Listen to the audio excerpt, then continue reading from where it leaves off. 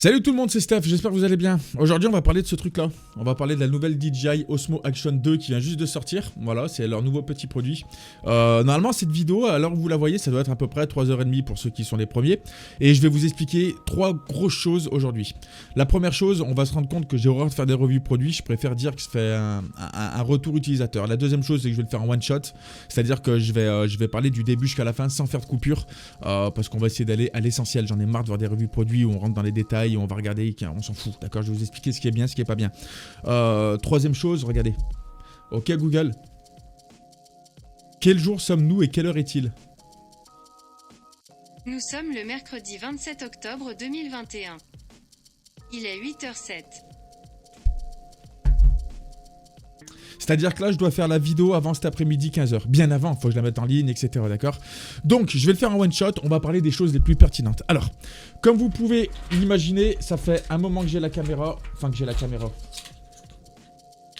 J'ai cette boule de carré là, je sais pas si vous voyez. Avec des trucs en chinois dessus. Enfin voilà, c'est un peu le bordel, ok? DJI Action 2. Donc c'est tout nouveau. Ça vient d'être annoncé par DJI. Qu'est-ce qu'on va retenir de ce truc-là? Ce truc-là, c'est une action cam qui est, on va parler de GoPro. Hein. Moi, j'ai pas peur de parler de la concurrence parce que clairement, ça va aller un petit peu gratter, gratter les fesses à GoPro dans le sens où ça va être relativement, on va dire, les mêmes produits, ok? La première chose que je peux vous dire, c'est que quand ils disent que c'est petit et que c'est léger, c'est que c'est petit et que c'est léger, d'accord? C'est la première fois sur une action cam que je vois un tel niveau de finition et de fabrication. C'est tout en métal, on a un petit écran OLED derrière et on peut avoir un petit écran OLED devant avec le module complémentaire. En tout cas, je peux vous dire que ça fait 55 grammes et que ça, sur un drone FPV, on en parlera un petit peu parce que je sais qu'il y en a plein qui sont là pour le drone FPV aussi parce que c'est de plus en plus la hype et parce qu'il y a beaucoup de gens aussi. Je vous expliquerai ce qui est bien et ce qui est pas bien, ok? Première chose, c'est que la finition est vraiment cool et qu'on a un système magnétique en fait entre les modules. Par exemple, ça c'est l'écran qui va devant, ok? Donc c'est un autre petit module qui vient se charger en USB, etc. Et si je le prends et que je le... Pardon, j'étais pas dans le bon sens. Et ben voilà, ça s'aimante, ok? Il y a plein de gens qui posaient la question quand il y avait des rumeurs et des leaks en disant « Ouais, mais les aimants, est-ce que ça tient bien ?» Ça, vous pouvez pas l'enlever parce que de chaque côté, en fait, vous avez deux petits metal brackets, d'accord? Vous avez des petits crochets qui sont avec un ressort à l'intérieur, ce qui fait que quand vous mettez la cam dessus, en fait, et ben quand elle se clip, en fait, elle ne bouge plus, c'est fini, d'accord? Et je vous garantis que j'aime bien jouer, faire le con avec des aimants. Là, ça marche de ouf, les aimants, ils fonctionnent vraiment, mais ça marche vraiment du feu de Dieu, quoi. Et la caméra, par exemple, tu peux même la poser, vous voyez, regardez, hop, tu peux la poser ici, d'accord? C'est ce qui est bien, c'est que tu peux vraiment la poser partout. Donc voilà, tous les modules se mettent avec ce petit système de magnétisme, des vrais aimants puissants et des metal brackets à chaque fois sur les côtés, d'accord? Ici, vous voyez qu'il y a un petit metal bracket, et là, il y a un petit metal bracket. Donc, voilà, c'est un truc qui est vraiment safe, ok? Première chose, est-ce que la caméra est utilisable? J'en sors une autre. Est-ce que la caméra est utilisable seule? Alors, oui. Cette caméra fait tout ce que vous allez voir en spec, d'accord? Il y a une batterie qui est intégrée à l'intérieur. Il y a une mémoire qui est intégrée à l'intérieur. Je crois que c'est 32 Go. Il me semble que c'est 32 Go. À vérifier, je vous dis franchement, ok? Je crois que c'est 32 Go, il me semble. Hein. Bref, donc, ce qu'on va retenir de gros, on va pas rentrer dans les détails, 4K 120 fps, d'accord? Donc, on filme en 4K 120 fps. On va pouvoir filmer en 4K 16 neuvième 120 fps, en 4K 4 tiers à 60 fps. Je vois pas trop l'intérêt si on n'a pas un logiciel externe pour stabiliser. On en parlera de tout ça. En 2K 7, 16 neuvième, 120 fps, mais on peut filmer aussi en 1080p à 200 ou 240 fps, d'accord? Je vais allumer devant vous en direct pour voir un petit peu c'était quoi les specs, parce que je m'en souviens déjà plus. Bref, c'est pas ça qui va nous intéresser, jamais je vais filmer en 1080p, je vous dis franchement. Je vais rester vraiment dans des defs en 4K, donc ça c'est cool. On a des zooms, intégré, c'est-à-dire que quand je filme en 4K, je peux zoomer x2 dans l'image, ok? Donc on a une espèce de petite molette tactile derrière. Alors l'écran il est fabuleux, hein, je vous le dis, il est fabuleux. On est vraiment sur un écran qui est qualitatif. Tu sens que c'est un vrai tactile comme sur smartphone. En fait, vous voyez ce que je veux dire? Donc il est ultra lumineux. C'est un écran OLED, la définition elle est incroyable, etc. D'accord? Donc pendant que vous êtes en train de filmer en 4K, on peut faire des petits zooms x2. On a une petite molette où ça zoome dedans. Et si vous filmez par exemple en 1080, c'est du zoom x4 qu'on peut faire, d'accord? Donc ça c'est plutôt une bonne chose pour ceux qui font du vlog, etc. On a des micros intégrés directement à l'intérieur si on veut vlogger. Alors moi j'ai fait des tests, vous avez l'autre vidéo qui va sortir en même temps là, donc vous verrez. Le son d'origine là-dessus là, il est pas dégueu déjà, il est pas dégueu, ça marche plutôt bien. Je trouve que c'est un son qui est clair, c'est pas un son qui est étouffé comme on peut retrouver des fois sur des action cam. Là c'est un son qui est plutôt clair et ça marche bien. Et ce qui est cool c'est que quand vous rajoutez en fait le module, pardon je vais vous le prendre, voilà le module avec l'écran en façade, ça rajoute 2 micros, ce qui fait que ça nous fait 4 micros en fait stéréo pour avoir un son qui est vraiment meilleur. Ça c'est plutôt cool parce que je sais qu'il y a de plus en plus de mecs, de nanas, de gens qui font du vlog avec des petites action cam, des petites action cam comme ça, pardon, au lieu de prendre un gros boîtier, tu vois. Et ça c'est plutôt intéressant parce qu'ils ont vraiment fait tous les modules qu'il faut. Par exemple, je vous sors ce petit truc là, c'est un petit tripod qu'on va pouvoir mettre ici, qu'on va pouvoir déplier. Enfin, vous voyez, on a un vrai petit trépied qu'on va pouvoir activer à distance ici avec la caméra, mais surtout avec la caméra, c'est-à-dire avec le packaging et ce qu'il y a à l'intérieur. Alors d'origine, je crois, pour l'instant, il n'y a que le dual screen qui existe. Il va y avoir le power combo. C'est le power combo, en fait, c'est une batterie supplémentaire qu'on vient mettre en dessous, ok. C'est un petit boîtier comme ça, en fait, tout est de la même taille, ok. Donc c'est pour avoir une plus grosse batterie, ok. Mais là en fait on a cette espèce de petit truc en haut là, et ça c'est magnétique. Donc ça c'est exactement pareil que ce que vous allez mettre par exemple sur le drone ou sur par exemple vos supports. Donc on a un petit truc magnétique, donc ça tient, et là on peut vraiment orienter notre caméra avec une petite rotule 3D, d'accord. Donc ça c'est plutôt cool. Maintenant je vais vous parler de la caméra et de l'utilisation que j'ai eue. Donc sur la vidéo que j'ai fait à côté, comme vous avez pu le voir, en fait j'ai fait du vélo. Je l'ai posé, je me suis filmé en extérieur, je l'ai mis sur une voiture, je l'ai mis sur un drone, et je vais vous donner un vrai avis sincère, ok, un vrai avis sincère. Avant de continuer la vidéo, je vous explique juste vite fait, si vous voulez vous le procurer, il y a un lien qui est affilié dans la description avec Studio Sport, donc n'hésitez pas à y aller si vous voulez prendre votre petite caméra ou votre matériel. Tous les liens dans la description sont des liens affiliés avec Studio Sport. De toute façon il n'y en aura qu'un en fait, je sais pas pourquoi je dis plusieurs, mais voilà, moi ça me donne un coup de main, et vous gagnez rien. Je crois que vous gagnez rien. J'en sais rien, faut voir. Moi, je suis pas sûr. Mais bon, bref, ok, c'est un lien affilié. Et puis aussi, une autre petite parenthèse, le DJI Care Refresh, voilà, ça marche avec ça. Donc grosso modo, vous allez pouvoir avoir des remplacements à neuf de votre caméra si vous l'explosez. Je sais plus combien ça coûte, il me semble que c'est une centaine d'euros par an, je crois. Mais ça fonctionne, et je sais qu'il y en a plein qui le prennent, que ce soit pour le drone, que ce soit pour les action cam, que ce soit pour le matériel DJI. Ils ont vraiment fait un truc cool avec un vrai service technique derrière et un vrai service commercial, et ça va très vite. J'ai des potes à moi qui ont planté par exemple leur drone, qui ont planté même la Osmo Action 1, etc. Ils avaient le DJI Care Refresh, et ça marche. Donc ne négligez pas en fait la sécurité de votre matériel, parce que c'est du matos qui commence à coûter cher, il faut être très honnête, c'est du matos qui commence à coûter cher. Alors là c'est moins cher qu'un drone, effectivement, mais négligez pas en fait d'avoir une protection et une garantie sur votre matériel, parce que vous êtes bien content quand vous pétez un écran, quand on vous le rembourse ou quand on vous le change à neuf, ok, et dans des conditions vraiment très optimales, c'est très rapide. Donc c'est vraiment une petite parenthèse. Il y aura les liens DJI Care Refresh dans la description. Je sais même pas si on dit comme ça, je sais pas si DJI vont voir la vidéo, mais en tout cas voilà, ok. Bref, donc je vais vous faire vite fait aussi le topo de ce qu'il y a dedans. Donc le 4K 120 fps, il n'y a pas de souci. On va parler de la basse lumière parce que je l'ai testé. On va parler de la stabilisation, Rocksteady 2.0. Alors tout ça, vous allez pouvoir le voir sur la vraie vidéo que j'ai fait à côté. Quand je vous dis la vraie vidéo, là je vais m'adresser à vous comme des copains. J'en ai marre de faire le youtubeur qui fait une vidéo pour des abonnés. Pour moi c'est pas ça ma chaîne YouTube. Je suis là pour vous donner un vrai retour sincère sur cette caméra. Pour vous dire que je l'ai eu il y a un petit moment. J'ai même fait une masterclass avec des gens de chez DJI, avec des journalistes, parce que j'avais déjà essayé le produit depuis un petit moment. Donc je vais vous expliquer les avantages, les inconvénients, parce qu'il y a des inconvénients, mais par contre il y a des vrais avantages, ok. Le Rocksteady 2.0, la stabilisation, comme vous avez pu le voir dans l'autre vidéo que j'ai fait avec le drone ou avec le vélo, ça marche bien. Ils ont vraiment amélioré la stabilisation, et aussi ils ont le Rocksteady Horizon, le Rock Horizon, je crois qu'ils l'ont appelé. Je sais plus trop comment ça s'appelle ce truc. Je crois que c'est le Rock Horizon. Ouais, je crois que c'est ça. Bref, le Horizon Steady. Le Horizon Steady, en fait, quand vous allez filmer, vous allez pouvoir loquer l'horizon. C'est-à-dire que tu prends la cam, tu la fais tourner comme ça en l'air, l'horizon, il va rester comme ça, d'accord? Comme une caméra 360. Ça, c'est directement intégré là-dedans. Par contre, ça fonctionne qu'en 1080. Forcément, ça va taper dans l'image. Mais c'est pas con. Le 1080, quand même, il peut être intéressant sur d'autres choses. Si on veut faire juste un petit vlog, il peut y avoir plein de gens qui veulent leur petite caméra, la poser à des endroits un peu stratégiques, ou quand ils font, je sais pas, ils font de l'avion, et ben t'as que l'avion qui bouge, t'as le horizon, le lock horizon, par exemple, le horizon steady, bah ça fonctionne bien, d'accord? Donc ça, c'est un truc qu'il faut savoir, qui est pas mal. J'en ai pas trop d'utilité, pour être très honnête. Je préfère avoir une bonne stabilisation en 4K que plutôt un truc comme ça. Mais en tout cas, c'est pas mal, ok? On est sur un objectif à f2.8, bien évidemment, et on a un FOV de 155 degrés. Donc oui, c'est large. On va pouvoir jouer sur 3, je dis bien sur 3 wide angles, en fait. On va avoir ultra wide, si on met pas la stabilisation, donc il est vraiment très très large, 155 degrés, c'est beaucoup plus large que la concurrence, ok, et c'est vraiment très large, ok. Par contre, le seul souci, c'est que c'est pas stabilisé, donc là on fera gaffe. Sur le début de ma vidéo, justement, je l'ai mis en non stabilisé pour vous faire voir ce que ça donne, et maintenant une action cam en non stabilisé, je sais pas s'il y a un vrai intérêt, parce que c'est un petit peu compliqué.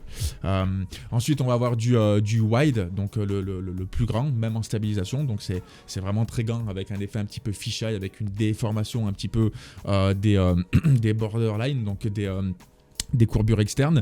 Et la troisième, on va pouvoir se mettre on peut enlever la déformation en fait, donc on va être en un peu plus linéaire. On va garder vraiment sur toute la partie centrale, par exemple là vous voyez un petit peu, imaginons c'est votre capteur, vous faites un rond ici, pile poil sur ce que je vous fais dans la vidéo, voilà. Sur l'ultra wide en fait, tout ça va être déformé, et ben quand on va le mettre en pseudo linéaire, et ben ça va nous enlever en fait l'effet fisheye sur les côtés, ce qui fait qu'on n'aura pas de déformation, d'accord, et on n'aura vraiment pas de déformation. J'ai fait des essais sur des glaces, sur des miroirs, etc. On n'a vraiment pas de déformation. Et ça, c'est plutôt cool, ok. Donc ça, c'est bien. Pour ceux qui font du drone FPV, qui avaient peur, qui posaient la question, c'est très très bien. Pour ceux qui font voilà, tout n'importe quoi en vidéo, c'est cool. Elle est étanche à 10 mètres d'origine. Et avec le petit caisson que vous avez là, avec ce petit caisson là, donc on peut mettre le dual screen, on peut mettre le power combo, etc. C'est étanche à... Je sais pas, on n'ira jamais à cette profondeur. Je vous dis franchement, on n'ira jamais à cette profondeur. Ça doit être 50 mètres, je pense. Je sais pas. Moi, ce qui m'intéresse, c'est d'avoir un truc tout en un. Ça, c'est étanche à 10 mètres. J'ai déjà fait de la plongée avec des requins. J'ai déjà fait des trucs. Je vais pas en dessous de 10 mètres. Moi, je vous parle dans le commun des mortels. Alors, peut-être qu'il y a des plongeurs qui sont parmi nous. Mais sachez qu'il y a cette solution qui existe, d'accord? Et ça se met avec ce genre de matériel-là. Ça, c'est un truc, je pense, c'est le floating handle. Donc ça flotte, c'est-à-dire que ta caméra va flotter avec ça, d'accord? Ça, c'est rempli d'air à l'intérieur et ça vient flotter. Donc, au cas où, si tu l'échappes, et ben ton truc, il remonte à la surface. Et puis, tu as le petit bout orange comme ça qui flotte comme un petit bouchon. Voilà, donc ça c'est plutôt pas mal. Ça, je laisse de côté, vous savez que ça existe. Moi, ce qui m'intéresse, c'est ça d'origine. 10 mètres. 10 mètres, je n'irai jamais à 10 mètres, d'accord? La concurrence fait à peu près pareil. Maintenant, sur les caméras qui sont étanches nativement, ça sera jamais plus de 10 mètres. Et je vous dis, à mon avis, ils voient une sécurité. Même si tu tapes dans les 20 mètres, je pense que ça passe, ok? Donc voilà, pour tout ce qui est de l'état d'esprit un peu général de la caméra, je vais pas vous en dire des caisses. J'ai fait des petits tests en basse lumière, c'est plutôt bon.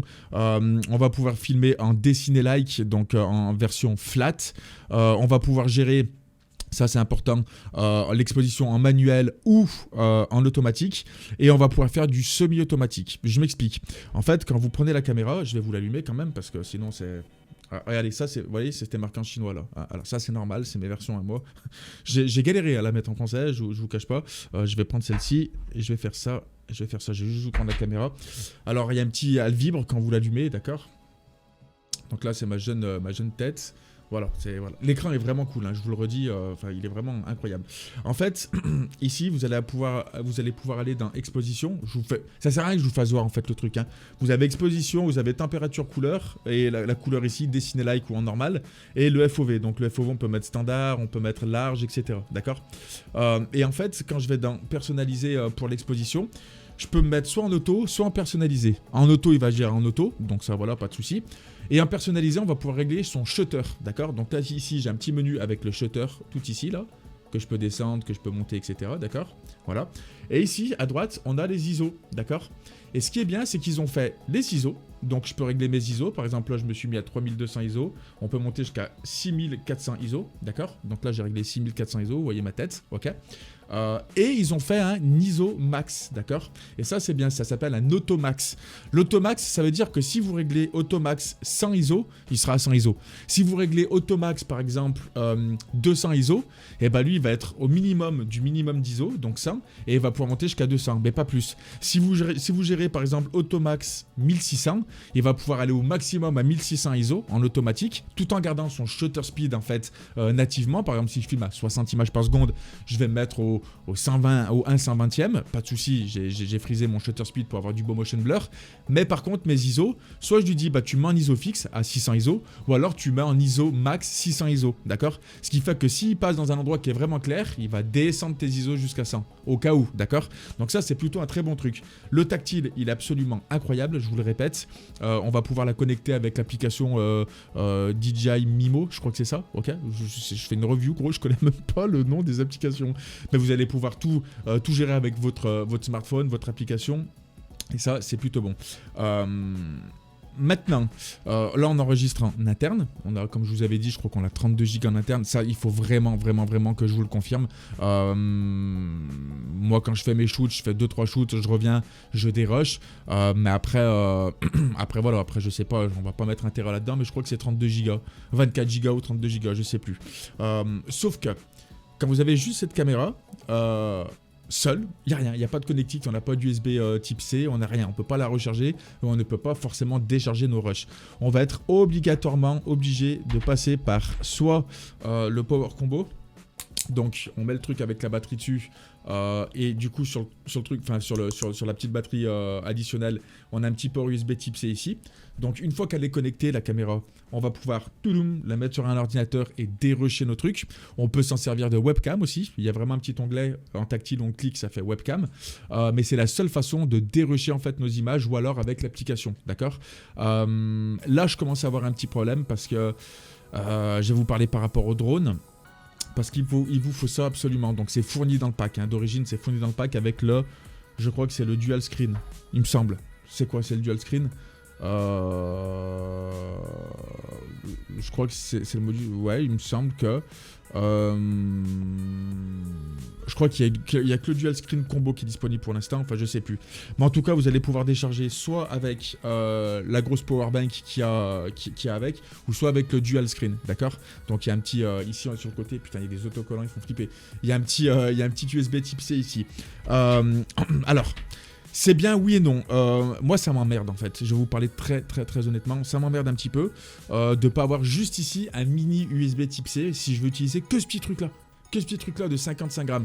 Leur truc commercial, c'est que c'est plus léger qu'un œuf. Et effectivement, alors moi, mes poules, elles font des œufs de caille parce que c'est des grosses feignasses. Donc l'œuf sera plus léger. Mais grosso modo, ça c'est plus léger qu'un œuf. Ça fait 55 ou 56 grammes maximum, ok? Donc pourquoi ils n'ont pas mis un tout petit USB type C là-dedans? Ça m'embête un petit peu. Et pour pouvoir la recharger, c'est pareil. Ça, quand vous avez plus de batterie, on est obligé de la coller sur le powerbank ici, ok? Tu es obligé de la mettre sur le powerbank et ensuite le powerbank, avec les petites connectiques qu'il y a ici, il va venir recharger la caméra. Oh que c'est chiant. Oh que c'est chiant, je vous le dis. Ça fait un moment que je l'essaye. Je vous dis, ça fait peut-être 2 mois que je laisse cette caméra. Ça fait un moment que je l'essaye. J'ai fait plus de tests poussés et je vais vous expliquer après pourquoi, pour ceux qui cherchent vraiment. Est-ce qu'il y a du piqué en basse lumière? On en parlera de tout ça. Mais ça là, c'est le truc le plus chiant. C'est-à-dire que c'est chiant. Il n'y a pas d'autre mot en fait, c'est chiant. Ça me saoule un petit peu d'avoir ce truc-là. C'est un petit point faible que j'ai trouvé, c'est que, ouais, c'est relou en fait. Parce que si ton truc il n'est pas chargé ici, tu sais pas trop, tu as un petit bouton sur le côté là que tu peux allumer. Comme ça, quand tu as ta cam qui est posée dessus, tu peux enclencher directement, l'allumer directement. Ça, c'est plutôt cool. Mais je sais pas ça, combien il y a % de batterie. Il faut que je le plug dessus. Si ça, c'est pas chargé en bas, il va pas me recharger celle du haut. Là, par exemple, je vais l'allumer. Ça y est, bah, elle s'est allumée. Voilà, là, en charge. C'est marqué 32% avec le petit logo qui charge. Ok, c'est en charge, c'est cool. Mais voilà, je suis obligé de faire ça en fait à chaque fois pour recharger ma caméra, pour pouvoir dérusher sur un ordinateur, ok? Je vous le dis, vous pouvez mettre une micro SD juste ici, ok? Vous pouvez mettre une micro SD ici ou sur le dual screen, d'accord? Ça fonctionne. Il y a les deux emplacements, que ce soit sur le truc de la batterie additionnelle ou sur le dual screen. Donc oui, vous pouvez mettre une micro SD de 128 Go et enregistrer directement sur une carte SD. Par contre, par là-dessus directement. Donc si vous voulez vraiment avoir que les 55 grammes de poids, et ben vous êtes obligé d'enregistrer en interne et ensuite de plugger ça et de le décharger en USB qui se trouve juste ici. Vous voyez que c'est le bordel, là, j'ai envie de le casser. Voilà, qui se trouve juste ici. Ok. Ça c'est le petit bémol.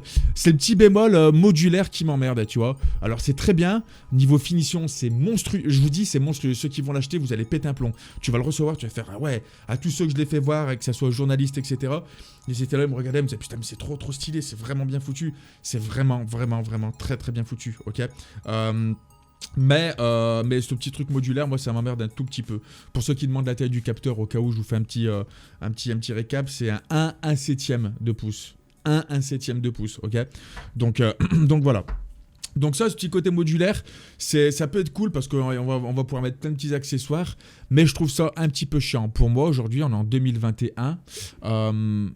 Plus c'est simple et mieux c'est. Surtout pour nous, les filmmakers, une action cam, tu la prends, bim, bim, bim, c'est cool. C'est pour ça que juste ça, c'est incroyable. Alors, les autres trucs, si tu veux vlogger, c'est bien aussi, mais ça, c'est vraiment top aussi, ok. Bref, on aura le temps d'en parler sur des lives. Voilà, les images que je vous ai montrées à côté, ça sera très bien pour en parler.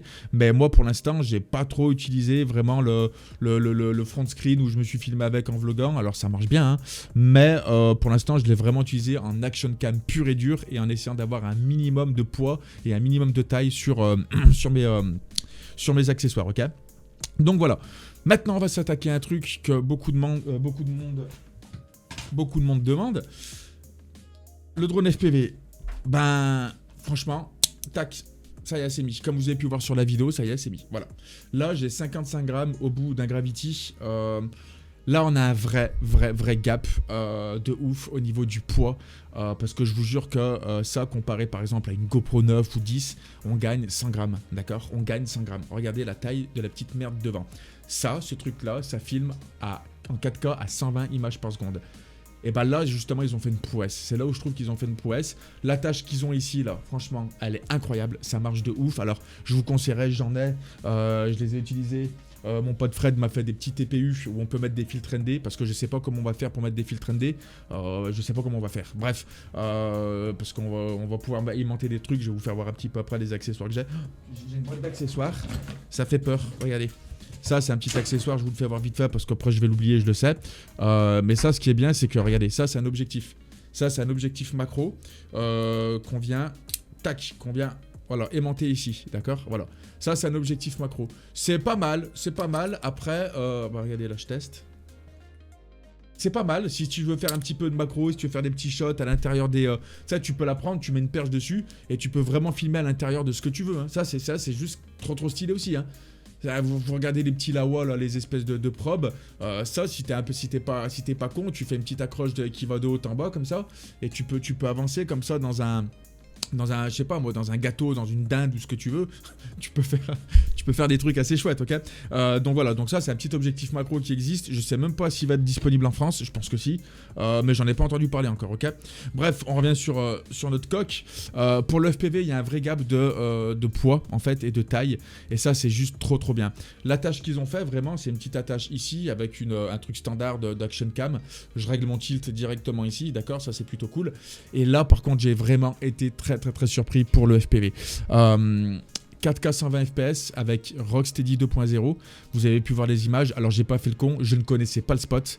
Je l'ai fait en one shot avec la première batterie que j'avais sous la main parce que j'ai fait la vidéo hier aussi, il faut le savoir.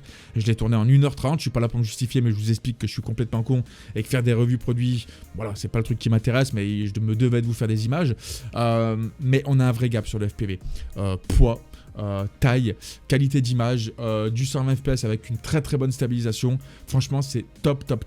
Le seul souci, parce qu'il y a encore un souci, ça va être la stabilisation. Alors, moi, personnellement, je commence à voler, je sais pas pour me la raconter, mais j'essaie de voler le plus propre possible. Et alors, ce que je vous ai fait hier, c'était du semi-freestyle ciné-dynamique. Hein. C'était pas, voilà, hein, c'était même pas du freestyle, c'était juste histoire de vous faire voir un petit peu les ralentis, faire 2-3 power loops et des conneries. Hein. Si tu voles propre, ça marche de ouf. Ça marche, mais genre vraiment de ouf. J'ai vu quelques bugs de gyro. Il y a un gyro à l'intérieur qui permet de stabiliser l'image. C'est-à-dire quand tu mets des coups vraiment secs, des coups de tuyau, par exemple, avec ton drone, vraiment très rapide comme ça.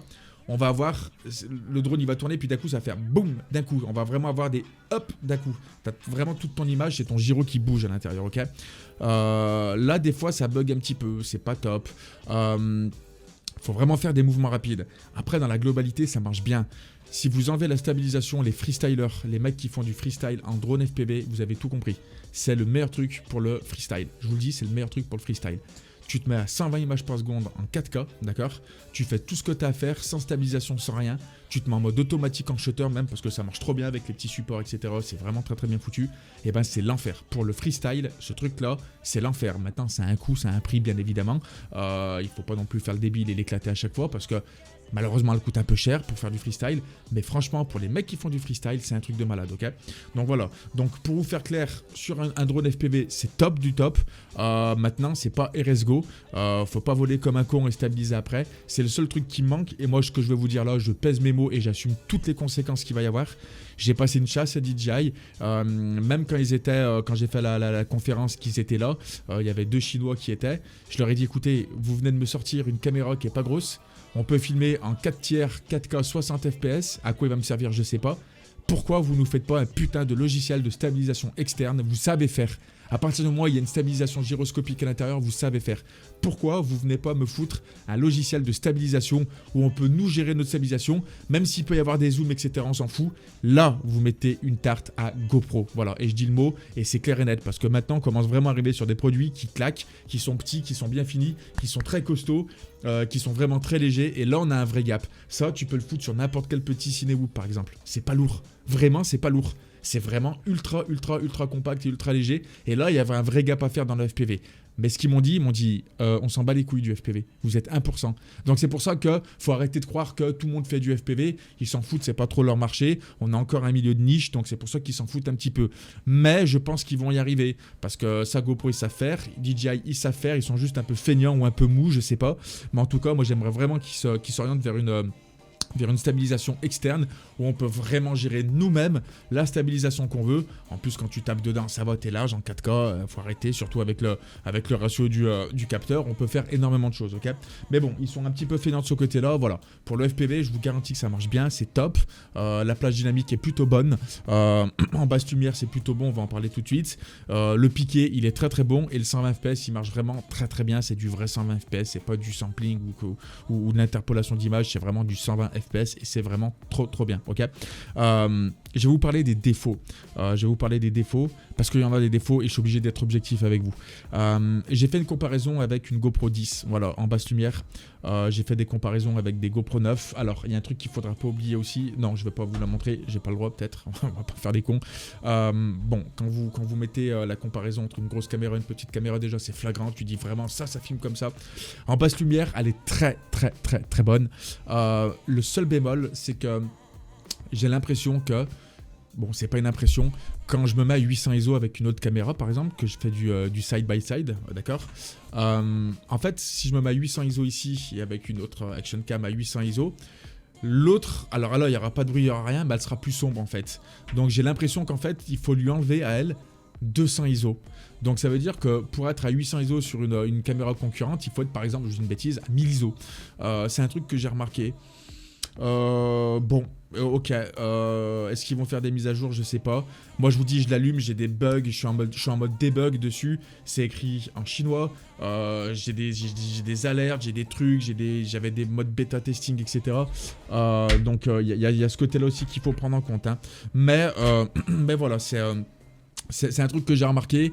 Après, le color science est très bon, ils savent faire DJI. Donc voilà, mais le vrai seul bémol qu'il y a sur cette caméra, ça va être ce gros côté magnétique où il faut emboîter des trucs. Moi, c'est pas que j'ai pas le temps, mais ça me saoule un petit peu, je suis très honnête. Et encore, ça c'est mon point de vue. Et ce côté un petit peu basse lumière, voilà, peut-être qu'il manque un petit peu de basse lumière, en basse luminosité. Ça manque peut-être un petit peu de pêche, voilà. Mais c'est très propre. À 800 ISO, j'ai exploitable de ouf. Je crois que même à 1600 ISO, c'est pas dégueu. Vraiment, c'est vraiment pas dégueu, c'est vraiment cool. Un truc qui gère vraiment bien, c'est le changement d'expo par contre. Tu te mets vraiment dans la nuit comme ça et tu vas faire thé du jour. Il est extrêmement rapide. Il y a vraiment, il y a des petits lidars et tout. Enfin, c'est tout intégré. C'est vraiment très rapide par contre de ce côté-là. Un autre truc que je vais vous faire voir. Alors ça, c'est un truc que tu mets ici. d'accord? Tu le mets à l'intérieur de ton suite ensuite, et voilà. Ça, c'est pour mettre ta caméra, en fait, d'accord? Tac, elle s'accroche comme ça, et en fait, tu le mets à travers un t-shirt, ok? Tu le mets à travers un t-shirt, et tu fais ce que tu as à faire. Donc, tac, je l'enlève. Ça, si je mets le pad ici, je le mets là, et ça ici, d'accord? Donc là, j'ai la cam qui est accrochée, d'accord? Ça tient genre de ouf, ça tient vraiment, ok? Ça marche vraiment. Là, pour le coup, c'est vraiment stylé. Ça, je vais vous le faire voir comme ça. Inutilisable si vous activez pas la stabilisation, d'accord? C'est pour ça que sur mon autre vidéo, je vous ai bien mis Rocksteady off. Je vous l'avais mis sur mon t-shirt. C'est pas très utilisable si vous mettez pas la stabilisation. Et quand vous la mettez, c'est vraiment top. Par contre, ça marche super bien. Donc ça, c'est cool. C'est vraiment un truc que tu peux vraiment mettre, que tu peux vraiment coller partout. Ça marche très très bien. C'est top, c'est bien foutu et c'est malin. Donc c'est plutôt correct de ce côté-là. Moi, je l'avais mis dans mon bonnet pour faire des tests et tout, pour faire des vues subjectives. Ça marche très très bien. Ils ont un autre truc. C'est un petit truc que tu peux coller contre une vitre avec une espèce de petite rotule comme ça aussi. Et c'est un truc que tu colles contre une vitre, mais un tout petit truc. C'est vraiment genre tout petit. Pour le mettre à l'intérieur d'une voiture, etc. Sur une carrosserie. Ça colle vraiment sur toutes les surfaces. Pareil, c'est très très bien. Et franchement, voilà, ils ont bien géré sur tout ce côté accessoire, ok. Maintenant, je vais vous parler du tarif. Alors, j'ai les tarifs devant moi, parce que les tarifs, je vous dis, moi, je teste les produits, je me renseigne pas assez. Je vous le redis, je suis vraiment désolé, je m'adresse vraiment à toute ma communauté. Alors, vous voyez, ça fait combien de temps? Ça fait 30 minutes que j'enregistre cette vidéo, on va pas tarder à couper. Hein. C'est pas mon boulot de faire des revues. Par contre, je peux vous dire que je l'ai testé, ça marche bien, c'est étanche, la stabilisation marche bien, le 120 fps marche bien. La base luminosité, elle est très bonne, il manque un peu de peps, mais elle est très bonne, il n'y a pas de bruit, etc. Enfin, c'est très très bon. Le son, il est plutôt cool. La finition, elle est incroyable. La qualité d'image, elle est incroyable. Peut-être un sursampling de piqué. J'ai peut-être l'impression qu'il y a un sursampling de piqué. C'est-à-dire qu'elle pique à peine trop, j'ai l'impression. Quand je dis qu'elle pique trop, c'est qu'elle a peut-être à peine trop nette. D'accord, ça on peut l'enlever. Hein. Voilà, j'ai l'impression qu'elle pique peut-être un tout petit peu trop. Bon, sinon, voilà, la plage dynamique est très bonne. Tout ça, c'est très très bien. Ça marche bien, ok. Le Power Combo, il a 399 €. Donc le Power Combo, je crois que... c'est tout intégré. C'est-à-dire que c'est le dual screen, c'est la grosse batterie. Enfin, je crois que c'est... Bah, faites voir. Je crois que c'est ça. Non, ça c'est juste le dual screen, ça. Je crois que c'est juste le dual screen. Ouais, là-dedans, j'ai le touchscreen en façade. J'ai le petit magnète que vous pouvez mettre sur le drone FPV. J'ai le truc au cou. J'ai l'espèce de petite tête, la petite rotule, voilà. Donc ça, c'est peut-être, je sais pas ce que c'est, ça. C'est le dual screen, peut-être. Non, ça, c'est le dual screen combo. Ça, il est à 519 €, d'accord? 519 € avec la petite, comment ça s'appelle, le petit écran supplémentaire. Le Power Combo, il a 399 €. Et pour l'instant, on sait que ça en tarif. Le lien est dans la description. Allez voir, vous aurez le prix exact sur Studio Sport. Et si vous voulez le prendre, je vous dis, c'est un lien affilié, ça donne un coup de main à la chaîne. Mais voilà. Au niveau du tarif, je sais pas quoi en penser. 519 € avec le dual screen. On a une vraie caméra qui fait du vrai vlogging avec 4 micros stéréo. Avec une caméra qui est vraiment bien finie, avec pas mal d'accessoires. On commence à arriver sur des vrais cams, hein, 120 fps en 4K, c'est cool les mecs, hein, faut être honnête. On peut plonger directement avec, on peut l'accrocher un peu partout. Il y a un truc cool, il y a vraiment un côté vraiment 55 grammes. 56 grammes, qui est vraiment cool. On est sur une image à 48 millions de pixels, j'ai oublié de vous le dire aussi, 48 millions de pixels, ce qui est quand même assez ouf. C'est peut-être un poil cher, j'ai l'impression que c'est peut-être un poil cher. Maintenant, il en faut pour tout le monde en aura son utilité. Moi, des fois, ça m'est arrivé de mettre des dizaines de milliers d'euros dans des caméras. Est-ce qu'on voit vraiment la différence avec le petit boîtier de chez Canon, par exemple? Je suis pas sûr. Visuellement, je vous parle sur YouTube. Hein, après, c'est voilà, des avantages et des inconvénients. Le prix, il est un poil cher. Faut être honnête avec tout le monde et il faut être honnête avec soi-même. Maintenant, why not? Pourquoi pas? Parce que voilà, ça propose quand même des choses assez chouettes. Et pour le coup, le côté compact et léger, c'est vraiment le gain, tu vois. Et avec les 120 en 4K, c'est vraiment un vrai gain.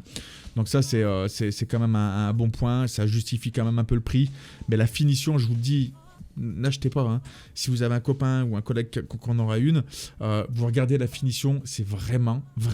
J'ai pas vu je vais être très honnête avec vous, quand tu prends ça dans la main, tu as l'impression d'avoir la finition Apple. Hein. De toute façon, regardez le packaging. Hein. On va arrêter de faire les mythos. C'est bon, on connaît DJI, hein, on connaît les papiers. Mais ça fait vraiment Apple au niveau de la finition. Tu as les petits capteurs à chaque fois que tu le mets dessus, ça détecte la caméra, ça c'est bien foutu. Bon, le prix est un peu cher, mais bon, ça fait partie à peu près des tarifs de ce qui se fait dans les action cam, ok.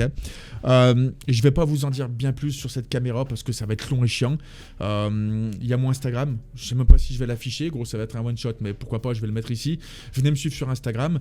Allez voir l'autre vidéo aussi, le lien est dans la description que j'ai faite avec. Où je suis en vélo, où je fais un petit peu de speed ramping. Vous pouvez rejoindre la chaîne aussi avec le bouton rejoindre pour suivre mes formations. Il y a différents niveaux.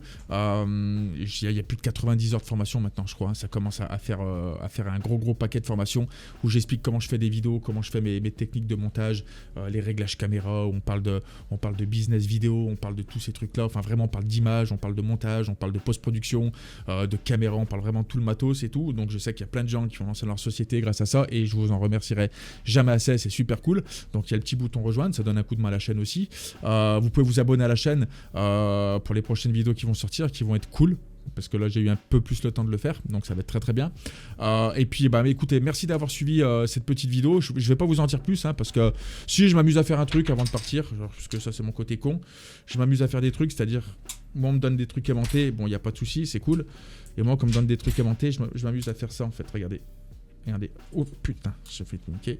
Voilà, je m'amuse à faire ce genre de... Attendez, faut que je sorte là, putain. Vous voyez, il est là le côté un petit peu chiant des Oh. Vous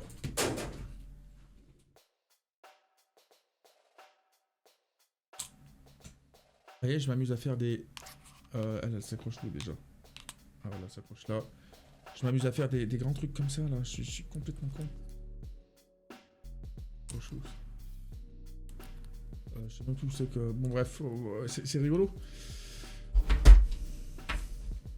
Abonnez-vous, salut tout le monde, bye.